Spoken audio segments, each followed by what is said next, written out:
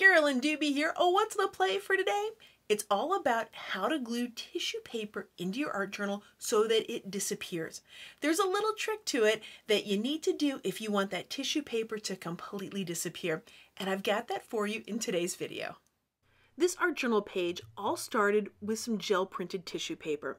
You can see it right there behind the journal, those funny little crazy creatures there on the print on the tissue paper. And by the way, yep, there's definitely a video for you so you can watch and see how that tissue paper was made. But as soon as I took that print, I realized how cool it would be to have some wonderful little handwriting behind them peeking through. Well, here's the thing. Some ideas sound great in your head, but they take a little more effort to put together than what you expected. Namely, the writing here. What I'm doing is scribble journaling out my thoughts, and I wanted the whole page full like this. And this is when I'm thinking, why didn't I pick like a 5x7 journal to do this? Why am I doing this on a full sheet of paper? Because there was a whole lot of journaling happening here. Whatever was on my mind, whatever kind of feelings I was having, I was processing them out here in the journaling. And since journaling is a good thing to do for the soul, I definitely knew I was helping my soul out. My hand, though, it was getting a little tired here by the end of this.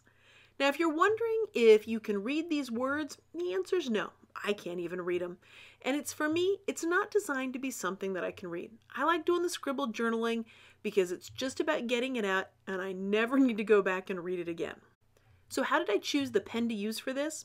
The most important thing is that it's waterproof, meaning it's not going to smear if it gets wet. And the other thing that I was looking for is I wanted a really fine tip, so that's why I went with the fountain pen. Now, if you want to know what exact supplies I used with this, if you want that kind of stuff, I've got it all over on the blog for you at acolorfuljourney.com, and I'll have a link down below for you too. Well, thankfully, that journaling is now complete, and I can move on to the tissue paper. Now, as I put this down, you can see how the writing would peek through any of the naked tissue paper, the part that doesn't have paint on it. And then there's the part with the paint where you can only very, very faintly see the writing behind it. To get this glued in place, I'm going to show you a little trick. And that is I cut only two of the sides evenly. So just one side and the bottom, because I'm going to line it up based on those.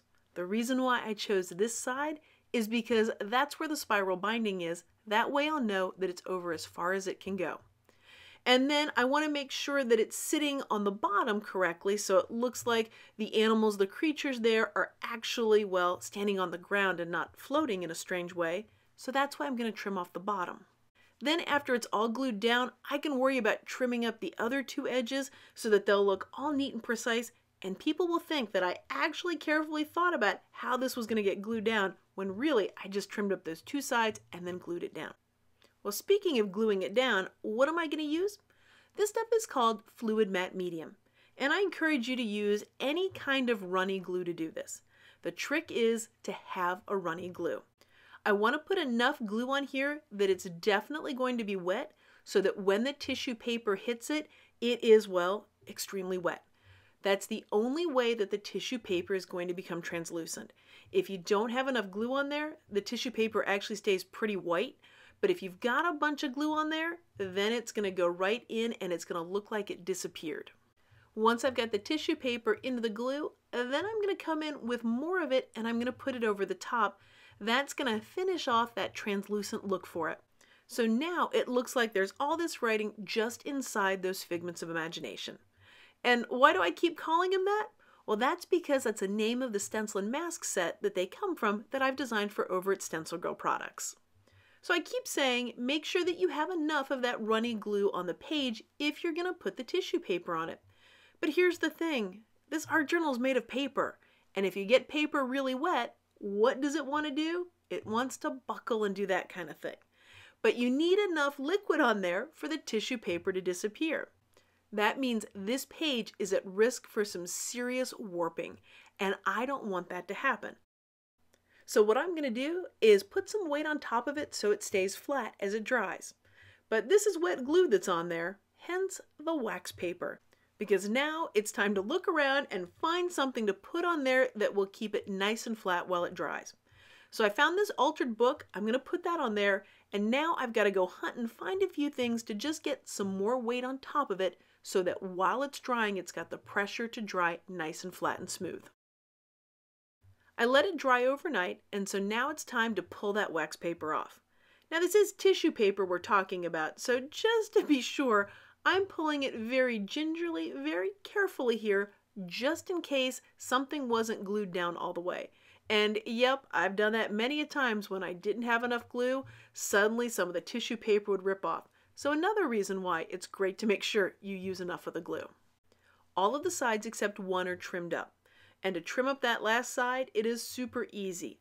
All you have to do is open the journal and run your scissors along that end.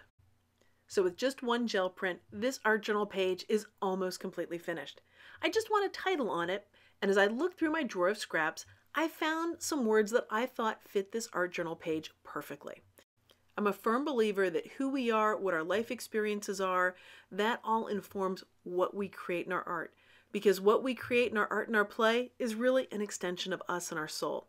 So when I saw these words, a brief history of art, it just seemed perfect for this. Because again, every time that we create something, it is an extension of us. It's a part of us. And so all of our history actually is influencing the art and the play that we create. And I have to say, a great big old shout out to those drawers of leftover bits, because these words have been floating around in there for 2-3 years waiting for just this art journal page. Well, thanks so much for joining me for today's play. If you've been enjoying this video, I'd so appreciate it if you gave it a thumbs up. And if you'd like to see more of my videos, hit that subscribe button. That way you'll know as soon as I have a new one out. Thanks so much for letting me be a part of your colorful journey.